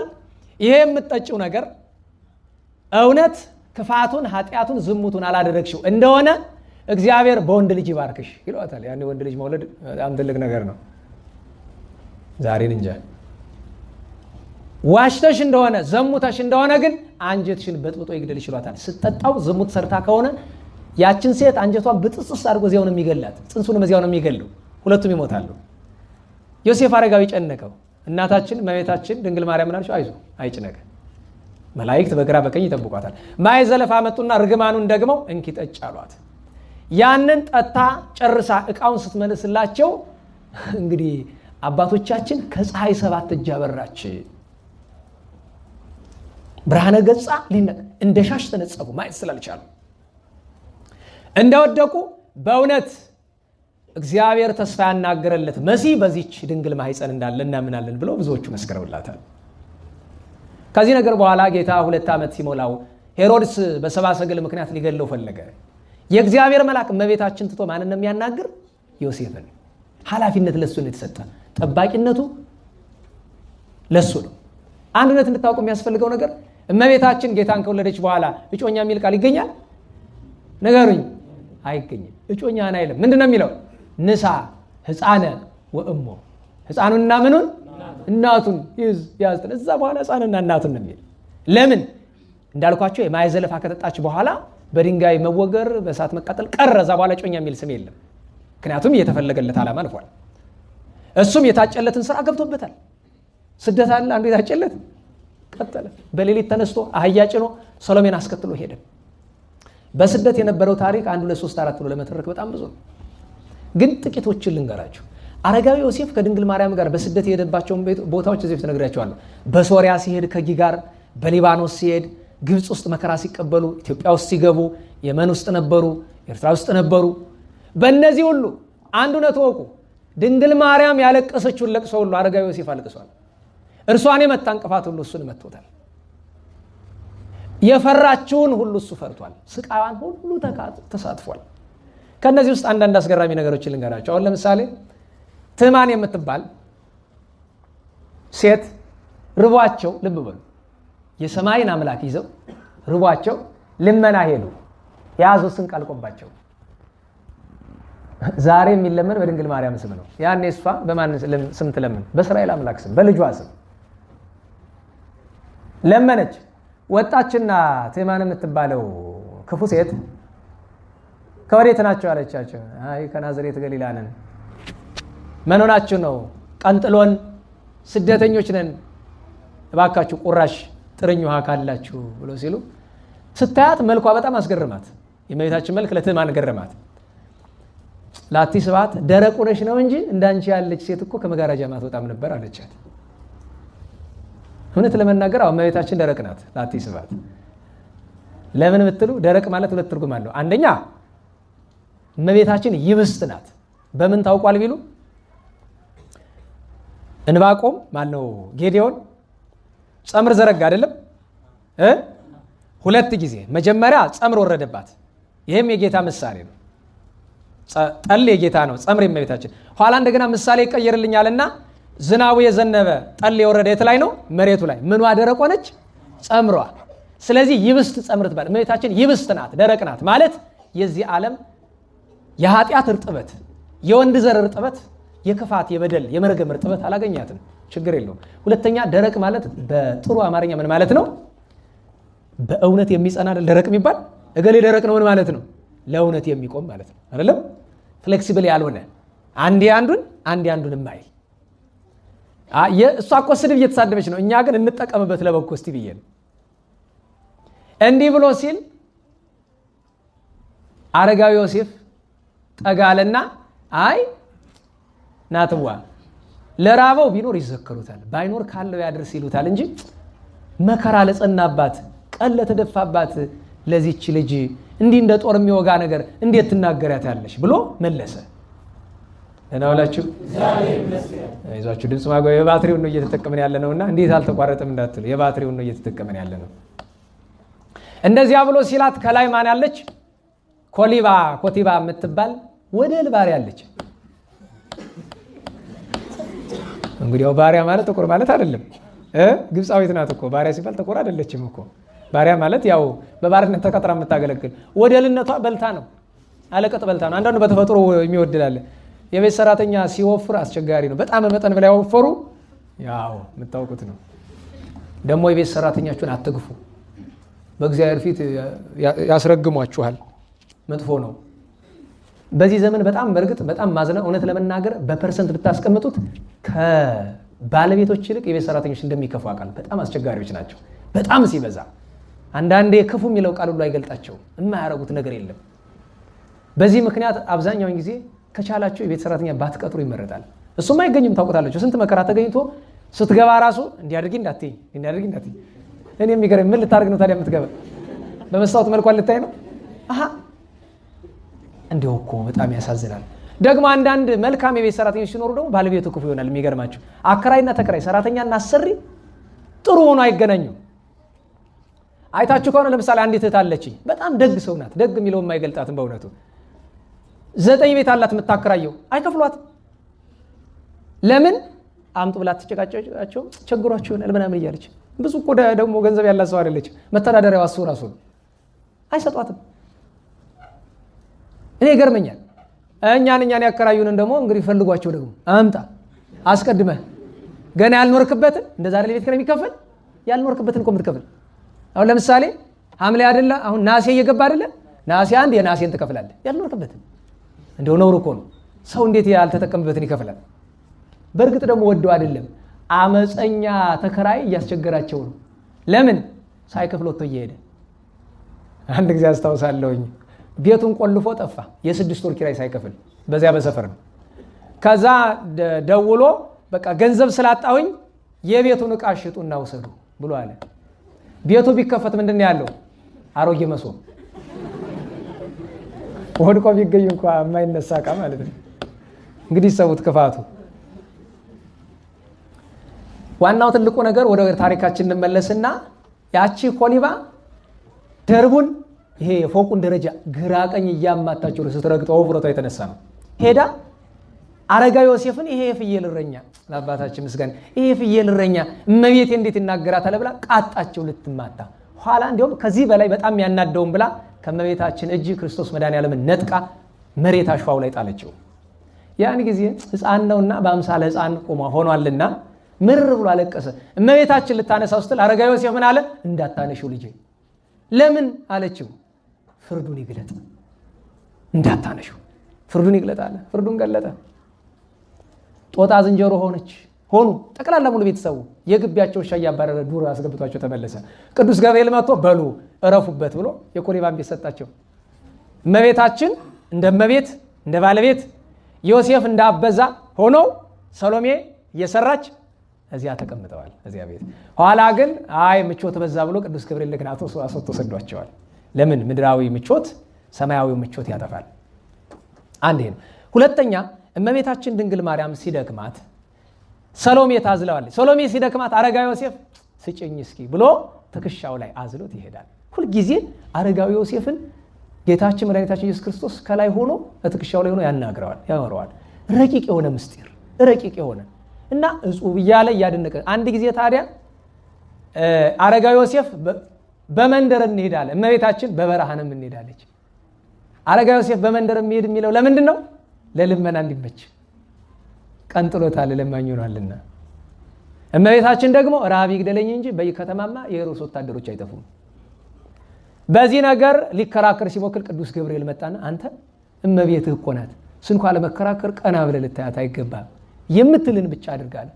እሺ ብሎ በዱሩ ሄዷል። ከዚያ መሃል በታሪኩ እንደምታውቁት እመቤታችን ድንግል ማርያም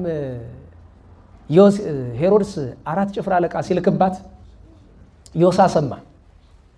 ልጁ ዮሳ ከ7ቱ ልጆቹ ከ4ቱ ከወንዶቹ ትልቁ ዮሳ ነው። ምን አሰበ? አይ እኔ እንደምንም ብዬ ደርሼ ልነግራቸው ይገባሉ። ከቤት ወጥቶ ሲሮጥ ሲገሰግስ መንገድ ላይ ሰይጣን ሰው መስሎ አገኘው። አንተ የት ትሄዳለህ አለው። አይ ቤተሰቦቼ በዚህ ሄደዋል፣ ሄሮድስ ሊያስገድላቸው ይፈልጋል። ስለዚህ ወታደሮቹ ሳይደርሱባቸው ቶሎ ደርሼ ላስጠንቅቃቸው ብዬ ነው ሲለው፣ አይ በከንቱ አትድከም፣ ሰራዊቱ እኮ ቀድመው ሄዱ ብሎ አለው። ተስፋ ቆርጦ እንዲመለስ ዮሳ ምን አለ? ብደርስም አተርፋቸዋለሁ፣ ባልደርስም እቀብራቸዋለሁ ብሎ ሄደ። ታዲያ ሰላም ላይ ጋሪከ ውስተ ደብረ ቁስቋም ለጌሳ ሕፃነ ማርያም ክርስቶስ አመጎይከ ደወለ ኔሳ ወአመ በጽሐ ህየ እንዘ ይነስእ ኃይለ አንበሳ እንተ ሰመርከ በህዳት ለነፍሱ ታፍልሳ ሰላም ለዮሴፍ ዮሳ ብሎ ደራሲ ያመስግናል። ከሰራዊቱ ከበቅሎ ይልቅ የእሱ እግር ሰረገላ ሆኖለት የአንበሳ ጉልበት አገኝቶ ልክ ያሉበት ቦታ ሲደርስ እመቤታችን ድንግል ማርያም ሙቀት ሕፃኑን አልቦት ከውሃ ይታጠብ ብላ ተቀምጣ ከጥላ ዳር ተቀምጣ እያለ ደረሰ። ዮሳ አመጣጡ ጥሩ ነው። ደርሶ የተናገረው ነገር ግን ጥሩ አልነበረም። እዚያ በዚህ በገሊላ በቤተልሔም ባውራጃዋ በዚህ ሕፃን ምክንያት ዛሬ በጀርባው ያዘለች በክንዱ ያቀፈች ሴት አትገኝም። እናንተ እዚህ ተዘላችሁ ተቀምጣችኋል ብሎ ተናገረ። ልክ ደልቷችሁ የተቀመጡ ይመስል ከስንት ስቃይ እኮ ነው ያረፉት። ያን ጊዜ እመቤታችን ሰሎሜ ታቀፋው ነበርና ሕፃኑን ተቀብላ ለዚያ ነው ዘወዘማይንትኪ ወረደ ዲበገጽ ፍቁሮልኪ ምርር ብላ ታቅፋው ስታለቅስ እንባው ከጌታችን ከፊቱ ላይ ከጉንጩ ጠብጠብ ከግንባሩ ጠብጠብ ሲል ቀና ብሎ ዮሳ አመጣጥ መልካም ነበር፣ ግን እናቴን የማይገባ ነገር ተናገርሃት። በል ለጥፋትህ ቀጣሃለሁ፣ ለድካምህ ዋጋህን እሰጥሃለሁ። በፍርድ ቀን ከጻድቃን ጋር አስነስቼ መንግሥተ ሰማያት እስካስገባህ ድረስ እሷን ድንጋይ ተንተራሳት አለው። ቆሞ የተናገረባትን ያችን ሲንተራሳት ያለ ጻይር እንደ ትልቅ ስጦታ እኮ ነው። አሁን ለምን ገደለው ምን አለ ተቆጥቶ ቢተው ይላል። ተገላገለ እንጂ ምን ቀረበት? ነና ዋላችሁ። የዮሳን ረፍት መድኃኔዓለም ይስጠን። እንዴ አንደኛ በሰማይ ዋጋ ያለው፣ ሁለተኛ ጭንቅ የሌለው እዚያችሁ ላይ ጋር ደም ብሎ አሸለበ፣ እዚያው ላይ አፈር ለበሰ። ዮሳ እንደዚህ ሆነ። አረጋዊ ዮሴፍ በዚህም እግዚአብሔርን ያመሰግናል። ከዚያ አለፍ ብለው ሲሄዱ 6 አንበሶች እያገሱ ቢመጡ አረጋዊ ዮሴፍ ኧረ የት ነሽ ስንቁን ወርሮ አንበሳ ነዋ ወንድሜ አንተ ድመት ብታይ ትሮጣለህ እኮ። የእውነቴን ነው ገጥሞኝ ያውቃል። ነግሬያቸዋለሁ። ልጅ እያለን እዚያ በብሪጋታ በታች ብስኒት የሚባል አለና እዛ ጓደኛዬ ጋር እየተጫወትን ትልቅ ድመት አየን ከፍ ያለን እና ደግሞ ዱር ነበር እዚያ ተንኮል ምናምን ያው ስራችን ነው መደበኛ ስራችን ነው። ያው ባይሆን ተንኮል ሰው የሚጎዳ አይደለም። ከዛ ድንጋይ ያዘንና እናባረው ድመት ብለን ስንወረውር አንድ እርምጃ ወደኛ ስንወረውር ያይኑ መፍጠጥ ኋላ እየቀረበ ሲመጣ ይሄ ነገር ድመት አይደለም መሰል አንድ ስለሚያክል ኦሮ ከዛ አላለ አንዳንድ ጊዜ እንስሳት ጮህባቸው ይፈራሉ አይደለም ምናምን ኦሮ የሚገርማችሁ ነገር አሁን መርቆሬው ጸበሉ ያለበት አለ አይደለም አሁን መንገድ በሁለት ቦታ ታርሶ ነው እንጂ ከመርቆሬው እስከ ታች ቆርጣ የምትወንዘው ትንሿ አለች አይደል እንደ ወንዝ የምትመስለው ከሷ ጀምሮ እስከ አባ ተስፋዬ እስከ ላይ ድረስ ቀጥ ያለ ቀበት ነው ከታች ነው ነበር ጓደኛዬ ሙስሊም ነው ማሙድ ይባል ማሙድ እና ምንጥ ግድ የለም እንደምታው የሚገርማችሁ ቤት ስንገባ ቤት እንደሄድ ራሱ ትዝ አይልንም እስከስተወሰነ አባሮናል። ስለዚህ ድመት ያባረረ አንበሳም አስቡት ይላል ሩጦ ሄደ። ኋላ ጌታችን አንበሳውን ና ብሎ ጠራው ሰገደ። ጌታችን ሄደና በቃል ሰባዊ በሰው አንደበት ዮሴፍ በጀርባዬ ላይ ተቀመጥ በለው አለው። አንበሳው ሄዶ ከተሸሸገበት ቦታ ሄዶ ዮሴፍ ወልደ ዳዊት አለው። ደንግጦ ብቅ ቢል አንበሳው እንዴት አለው የሰማይ ምድር ፈጣሪ ያንዲቱ የአምላክ እናት ልጅ ኢየሱስ ክርስቶስ አዞኛል ና በጀርባዬ ተቀመጣለሁ። እዚያ በኋላ ሲደክሞ በአንበሳ ጀርባ ይቀመጥ ነበር ዮሴፍ አረጋዊ። አንዲት ብቻ ልጨምር። አረጋዊ ዮሴፍና ቅድስት ሰሎሜ እመቤታችን ቸሩ መድኃኔዓለም ካሉበት ቦታ ላይ ዋዕየ ፀሐይ በጣም ጸናባቸው። ከዚህ በፊት ግንቦት 25 ቀን የተረክነው እሱ ነው። ሰላም ለርደትከ ውስተ ምድረ ግብፅ ኮነ ብሎ የመዋዕል አምላክ በጊዜ ኮንከ ሕፃነ እምበትረ ዮሴፍ አሚሃ ከመታሪ ስልጣነ ገቢረ ከበበስባር ሀበተከልከ መካነ ማኅተመ ቅድሳት ይኩን አዋዝ ከሜሮነ። አንድ ነገር እንዳትረሱ። በጣም ዋዕየ ፀሐይ ሲያቃጥላቸው ጌታ ሕፃኑ ጌታ ዮሴፍ አረጋዊን በትርን ስጠኛል። በትሩን ሰጠው። ቆራረጣቸው። አበው ከ5ም ከ7ም ይላሉ። ቆራረጣቸውና ተከላቸው። ከዚያ በኪነ ጥበቡ ጸበል አፈለቀና አጠጣቸው። እነዚያ አደጉ። እነዚያ ምን ሆኑ? ቅባ በለሶን ቅባ በለሳን ይባላሉ። ይሁን ቅባ ሜሮን ነው። ዛሬ የሥላሴ ልጅነት የምናገኝበት የምንከብርበት ቅባ ሜሮን በጌታ ኪነ ጥበብ ምክንያት የተደረገች ግን የማን በትር ናት? የአረጋዊ ቅዱስ ዮሴፍ በትር ናት። ከዚያ በኋላ መልአከ እግዚአብሔር ነገረው። ከስደት ተመለሰ። አርኬላዎስ በሄሮድስ ፋንታ እንደነገሰ ሲያውቅ በናዝሬት ቆየ። አሁን 2 ነገር ብቻ ተናግሬ እጨርሳለሁ። ከስደት ሲመለሱ ጌታችን 5 ዓመት ተኩል ሆኖት ነበረ። አረጋዊ ዮሴፍ 89ኛ ዓመቱ ላይ ገብቶ ነበረ እና ጌታችንን ጌታ እንደ ልጅ ያውቃል እኮ ዮሴፍ አረጋዊ ማን እንደሆነ ጌታ ያውቃል። ግን ና ልጄ ላስተምርህ እያለ ና ልጄ እያለ ራሱን የሚስመው ጊዜ አለ። ወደ ትምህርት ቤት የሚወስደው ጊዜ አለ። ትምህርት ቤት ወስዶ ቢያስገባው ታውቃላችሁ የተደረገውን ነገር መምህሩ ጌታን አሌፍ በል አለው። እኛ ሀ እንደምንለው ማለት ነው። አሌፍ በል አለው። አሌፍ አለው። ቤት በል አለው። ምን ትርጓሜው ለአሌፍ? አሌፍን ሳታስረዳኝ ሲሉ አይ ይሄስ መምህር ነው ተማሪም አይደለ ውሰድልኝ ብሎ ከዛ ልጄ ኧረ እባክህ እንደ ሕፃን ሁንላቸው ይለው ነበር። እንደው እንደ ሕፃን ሁንላቸው እባክህ ይለዋል። ኋላ እንደገና ሌላ አስተማሪ ቤት አስገባው። ሰውየው ጸሐፊ ነው። ቀዩን ቀለም ከጥቁሩ ቀላቀለበት። ዞር ቢል ዝንት ወልደ መበለት አማሰነ ቀለሜ ብሎ ይሄ ዳደግ ልጅ እንዴት ሎቱ ስባት ብሎ ጌታን በጥፊ መታው። ጌታ ምን አለው? ለምን ትመታኛለህ? ለየው አትለኝ? ያሁኑ ይባስ እንዴት ብሎ ይለያል አለው። እሱንም አላሳይ ብሎ ለየው። ዮሴፍ አረጋዊን ጠርቶ ይሄ ነቢያት የተናገሩለት የእስራኤል አዳኝ ነው እንጂ ተርታ ሰው አይደለም ብሎ ለዮሴፍ ሰጠው። ኋላ አረጋዊ ዮሴፍ ቢጨንቁናል ልጄ በቃ ከኔ ዘንድ ተማር ብሎ ምን ያስተምረው ነበረ? በግረኝነትና እንጨት መጥረ አናጢነት። ለምን ቢሉ ጌታ የሰውነትን ስርዓት ሁሉ ሊፈጽም የመጣ። ሁለተኛ ነገር አናጢነት ትልቅ ሙያ ነው። ምክንያቱም የጌታ አናጢነቱ የኛን ልብ ነው የሚያንጽ ጌታ፣ የኛን ልብ ነው የሚጠርብ ጌታ። እሱ ብቻ አይደለም፣ ልብስ መስፋት አስተምሮታል። ልብስ ማዘጋጀት ለምን? አማናዊ ልብሳችን ራሱ መድኃኔዓለም ኢየሱስ ክርስቶስ ስለሆነ። በግ መጠበቅ አስተምሮታል። ለምን ቢሉ ኖላዊ ሆሙ ለእስራኤል የእስራኤል እረኛ የተባለ ኋላም እኔ ነኝ እውነተኛ እረኛ ብሎ ጌታ ያስተማር የፍጥረት ሁሉ እረኛ ስለሆነ እንዲህ አድጓል። ኋላ ጌታችን በተወለደ በ16 ዓመት ሲሆነው ከስደት ከተመለሱ በ10 ዓመት ከ6ኛ ወሩ አረጋዊ ዮሴፍ ታሞተኛ። ያም ማለት 83 ላይ 16 ጨምሩበት 99 ዓመት ሲሆነው ለዮሴፍ አረጋዊ 100 ሊመላው ጥቂት ሲቀረው ጌታን ጠሩት። ጥሩልኝ ባካችሁ ጌታዬን አለ። ጌታችን መጣ። ጌታዬ ሆይ አሞኛል እንደምን አለው። ምክንያቱም ጌታችን ሙት ሲያስነሳ እዚህ በፊት ነግሬያቸዋለሁ። የፀሐይ ብርሃን ላይ ጌታችን የዛሬ ፀሐይ የሚባል አለ አይደል? የፀሐይ ጨረር አለ አይደል?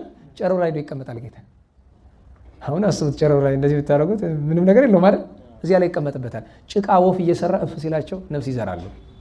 እና አንድ ጊዜ በዚህ ከተመቀኙት አንደኛው ዜኑ የሚባለው ታዳጊ አብሮ ተሰፈር ላይ ከጌታ ጋር የሚጫወት ጌታችንን ሲያልፍ ተደብቆ ጌታ እኮ እንደተደበቀ ያውቃል። ግን ስርዓተ ሰብን መፈጸም ማለት ሲያልፍ ጠልፎት ጌታ ወደቀ በልቡ። ያን ጊዜ ዜኑን ዞር ብሎ በአይነ መዓቱ አየው። የእግዚአብሔር መልአክ ፈጥኖ ቀሰፈው። ተሰብስበው ልጃችንን ገሎብናል ብሎ ጌታችን ያዙት። እመቤታችንና ዮሴፍ አረጋዊ መጥተው ረባካችሁ ሕፃን ነው እንዴት ብሎ ይገላሉ ሲሉ ክርክር ሆነ። እሺ ከምትከራከሩ ሕፃኑን ጠይቁት አላቸው። እንዴ የሞተ ሕፃን እንዴት ነው የምጠይቅ? ቀረብ ብሎ ዜኑ እኔ ገድያለሁ አለው። ጌታዬ ሰማዩን ምድሩን የፈጠርክ እኔን በእጆቼ የፈጠርክ አንተ እንደምን ትገለኛለህ? በራሴ ኃጢአት ነው የሞትኩት አለ። እንደምን ሆነ አለው። ጌታ ምን አለው? አረጋዊ ዮሴፍን ወዳጄ እስካሁን ደክመሃል፣ ከኔ ጋር 16 ዓመት ደክመሃል፣ ከዚያ በፊትም ብዙ ደክመሃል፣ ይበቃል። ዳግመኛ ለፍርድ እስከመጣ ድረስ ስጋህ አይፈርስም፣ አይበሰብስም፣ አይለወጥም። አባትህ ዳዊት በተቀበረበት ስፍራ ትቀበራለህ ብሎ አለው። ይህንን ቃል ኪዳን ሰጠው። ስምህን የጠራ መታሰቢያህን ያደረገ ዝክርን የዘከረ በኋላ ዘመን ተችሎት ደብርህን ያነጸ መጽሐፈ ገድልን የጻፈ ያጻፈ ያነበበ የሰማውን ሁሉ ከምድረ ርስት ላስገባ ቃል ኪዳን ሰጥቻለሁ ብሎ ጌታችን ከፊቱ ላይ እፍ ቢልበት ጻይር በጣም ጭንቅ ነገር ነው። በደስታ ነፍሱ ከስጋው ተለየች። ያን ጊዜ ጌታ እራሱ በእጁ እንዲያድርጉ እያለ በጌታ እጅ የተገነዘ ብቸኛው ሰው ይሄ ቅዱስ ሰው። ልጆቹ ተሰብስበው እያለቀሱ ወስደው ቀብረውታል። ይሄውም የሆነው ሐምሌ 26 ቀን እንደሆነ ቤተክርስቲያን መታሰቢያውን ታደርጋለች። የጻድቅ ሰው የቅዱስ ዮሴፍ በረከቱ ረድኤቱ ይደርብን። እንግዲህ ሰዓታችን በዚህ ተፈጽሟል። እግዚአብሔር አምላካችን የቅዱሳንን ጸጋ በረከት ያሳድርብን። የሰማነውንም በዝነ ሌላችን ይሳልልን ያሳድርልን። ከመቤታችን ጣዕመ ፍቅሯን ያድለን። ለምስጋና እንነሳ። ስብሐት ለአብ ስብሐት ለወልድ ስብሐት ለመንፈስ ቅዱስ ስብሐት ለአብ ስብሐት ለወልድ ስብሐት ለመንፈስ ቅዱስ ስብሐት ለአብ ስብሐት ለወልድ ስብሐት ለመንፈስ ቅዱስ ስብሐት ለእግዝእትነ ማርያም ድንግል ወላዲተ አምላክ ስብሐት ለመስቀለ እግዚእነ ኢየሱስ ክርስቶስ ክርስቶስ በምሕረቱ ይዘክረነ አመዳግም ምጽአቱ እያስታፍረነ ለሰብሖተ ስሙ ያንቅሐነ ወበአምልኮቱ ያጽንዓነ እግዝእትነ ማርያም አይርጊ ጸሎተነ ወአስተስሪ ኩሎ ኃጢአተነ ቅድመ መንበሩ ለእግዚእነ ለዛብልዐነ ዘንተ ህብስተ ወለዘ አስተየነ ዘንተ ጽዋዓ ወለዘ ሰርዐ ለነ ሲሳየነ ወአራዘነ ወለዘ ተአገሰ ለነ ኩሎ ኃጢአተነ ወለዘ ወሀበነ ሥጋሁ ቅዱሰ ወደሞ ክቡረ ወለዘ አብጽሐነ እስከ ዛቲ ሰዓት መላለም ምሕረቱ ናብሎቱ ስብሐተ ወአኮቴተ ለእግዚአብሔር ልዑል ወለወላዲቱ ድንግል ወለመስቀሉ ክቡር ይትአኮት ወይትሰብሐ ስሙ ለእግዚአብሔር ወአትረ በኩሉ ጊዜ ወበኩሉ ሰዓት ስብሐት ለአብ ወወልድ ወመንፈስ ቅዱስ ይእዜኒ ወዘልፈኒ ወለዓለመ ዓለም አሜን። አውሎግሶን በእንተ አብ ወወልድ ወመንፈስ ቅዱስ አቀበት ለወጡ ቁልቁለት ለወረዱ ርጥብ ለጤሰባቸው ደረቅ ለነደደባቸው ለረዱ ለተራዱ ለዘከሩ ላዘከሩ ስመ እግዚአብሔር ስመ ማርያም ድንግል ስመ ቅዱሳን ለጠሩ ለእግዚአብሔር አስበ ቅዱሳን ይሰብልን። ጸሎተ እግዝእትነ ማርያም እንበል። ሰላም ለኪ ዘንሰግድ ብለኪ ንግሥት አድኖ ማርያም ምን አስተበኳኪ ማርያናዊ ተማይጸነሚ በእንታና መኪ ወያቄ ባቡኪ ማይበረኔውም ድንግል ባረኪ ጸሎተ እግዝእትነ ማርያም ድንግል ወላዲተ አምላክ ተአብዮ ነፍሴ ለእግዚአብሔር ወተታሰይ መንፈሴ በአምላኬ ወመድኃኔ እስመረ የማማላ አመቱ ናሆም ይዝስ ያስተበጹም ይኩሎቱ ንድስ መገብረ ሌታ ኃይለ አብያት ወቅዱስ ስሙ ወሳይሎኒ ለትውልደ ትውልድ ለለ ይፈረው ወገብረ ኃይለ በመዝራይቱ ወዘሮሙ ለለ አብዮ ሊና ለቦሙ ወነዘቶሙ ላይ ያላን መናብርቲሆሙ አይበዮሙ ለተወታኑ አስገቦሙ በረከቱ ለሩባን ወፈነው ምራቆሙ ለቦላም ተወክፎ ለእስራኤል ቁሌው ወተዘከረ ሳይሎ ዘይቤሎም ለአበዊነ ለአብርሃም ወለዘሩ እስከላለም ባርክነ ቅድስና ንጽህና እግዝእትነ ፍትሕነ ማይሰሪው ለሰይጣን እሙ ለመድህን ወለተ ብርሃን ኦ መዝገበ በረከት መዝገበ ቅዱሳት መዝገበ ንጽ መዝገበ ራሄ መዝገበ የዋሃት ባረክነ በእዴኪ በከመ ባረኪዮ ለኤፍሬም ፍቁርኪ በበረከተ ወልድኪ ወአቡ መንፈስ ቅዱስ ስብሐት ለአቡ ለመንፈስ ቅዱስ ለዓለም ወለዓለም ዓለም። ሰላም ለኩልያቲክሙ ለሩያን በአካል ዓለመክሙ ሥላሴ አማወፀ ለሰላም እምኔክሙ አሐዱ እግዚአብሔር ቃል ተፈጸመ ተስፋ አበው በማርያም ድንግል ወበቀራንዮ ተተክለ መድኃኒት መስቀል ሰላም ለክሙ ማኅበረ መላእክት ትጉሃን ሰላም ለክሙ ማኅበረ ነቢያት ቅዱሳን ሰላም ለክሙ ማኅበረ ሐዋርያት ፍኑናን ሰላም ለክሙ ማኅበረ ሰማዕታት ጻድቃን ሰላም ለክሙ ማኅበረ ሥላሴ ጉባን ወሰላም ለማርያም ዘእሳት ክዳን ሰላም ለክሙ እንጦንሱ መቃርስ አቤ ቢሲኖዳ ገብረ መንፈስ ቅዱስ ለባረኮትነ ንዑስ ተጽራዛቲ መቅደስ ተክለ ሃይማኖት አኖሬዎስ ኤዎስጣቴዎስ ሳሙኤል ተክላልፋ በብኑዳ ኪሮስ ሰላም ለዮሴፍ ምስለ ማርያም ዘኮነ ሀበታነ ሶሱ ኩሌን ዘተሐዘል ሕፃነ ኢየሱስ ክርስቶስ ከማሰፈው ኪዳነ ይበሌ በመቃብር ወኢማሰነ እስከ ዮም በድኑ ሀለው ድሁነ ነአ ሀቤ ዳዊት ንጉሠ እስራኤል በዓለ መዝሙር ስናየወጡ መቃል ታለበውን ነገሮ ፍካሬ ኩሉ አምሳል ከመሰቦ ለእግዚአብሔር ልዑል ወከመ እወድሳ ለማርያም ድንግል እንዘ ጸር ወእብል ንኢ ማርያም ምስለ ወልኪ ማዋኢ ከመታውዲቂ ፍጡነ ርእሰ ጸር ወጸላይ እስመ ፈታይት አንቲ ማእከለ ግፉ ወገፋኢ ብፁዕ ብእሲ ድቀ ተጸሩ ዘይርኢ ወብፁዕ ካይበ ፍትሕኪ ሰማኢ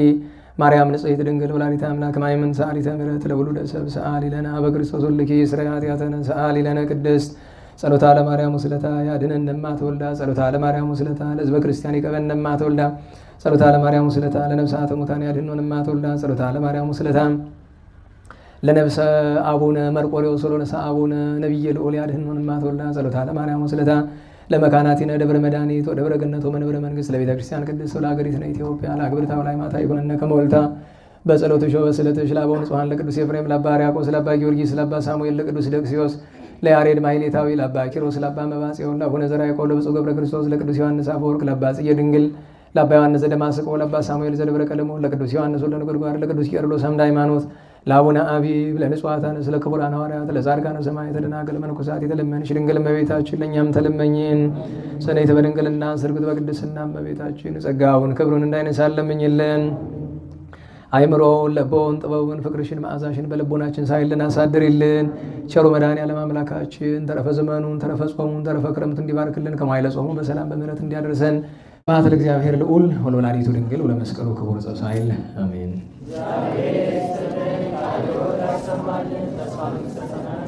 አሜን።